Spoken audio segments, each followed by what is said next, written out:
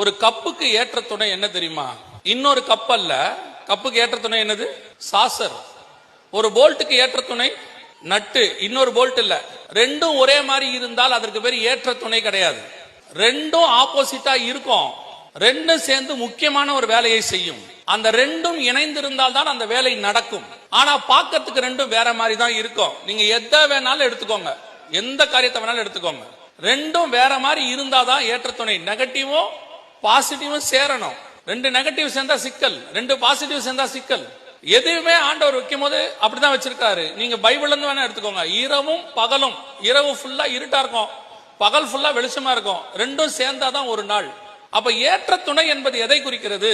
உங்கள மாதிரி அவங்க இருக்கிறதும் அவங்கள மாதிரி நீங்க இருக்கிறதும் இல்ல, உங்களையும் அவங்களையும் ஒரு ஏற்ற காரியத்திற்காக கர்த்தர் இணைத்திருக்கிறார். பரலோகத்திலிருந்து அந்த வேலை இருக்கிறது. Heavenly purpose.